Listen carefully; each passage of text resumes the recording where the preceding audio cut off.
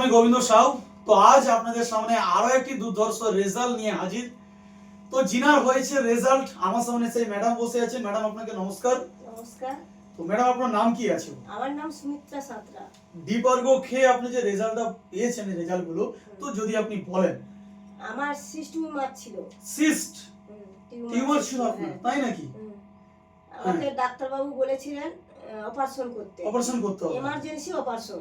Emergency, আচ্ছা।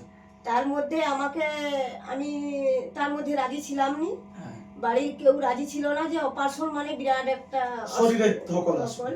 আমি সেই জন্য আমি এই ডিপার্গোটা আমার স্যারের মাধ্যমে পাই।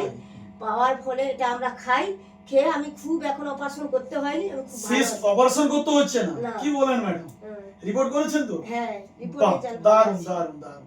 তাহলে যেটা শুনলেন যে ইউট্রাস সিস্ট, যেটা এখন বেশিরভাগ মায়েদের সবথেকে বড় কষ্ট এবং যন্ত্রণা, আজকে আমাদের ডিপার্গো কে সেটাও অপারেশন করতে হয়নি ম্যাডামের ক্ষেত্রে। ম্যাডাম নেক্সট আমার নার্ভের সমস্যা ছিল। নার্ভের সমস্যা ছিল, আমি কটক থেকে ঘুরে এসেও আমি ঠিক ছিলাম না, কিন্তু এই ডিপার্গোর মাধ্যমে আমি এখন সেরে গেছে এবং আমি ঠিক চারদিকে যাতায়াত করতেছি, সাইকেল চড়তেছি, খুবই ভালো আছি। দারুণ, নার্ভের সমস্যা নেই। আচ্ছা, আর কিছু? আর অ্যালার্জি ছিল, ডাস্ট অ্যালার্জি। Dust allergy?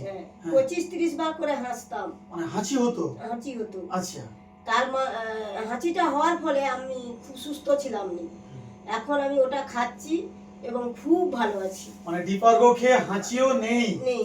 মানে যে তিনটে আপনি রেজাল্ট বললেন ম্যাডাম, বুঝতে পেরেছেন কত বড় রেজাল্ট এগুলো আপনি পেয়েছেন?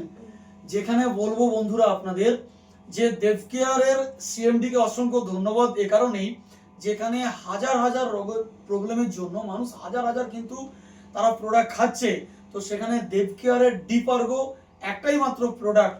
আপনার যদি একাধিক সমস্যা থাকুক না কেন, আপনার সলিউশন হচ্ছে কিন্তু ওয়ান সলিউশন।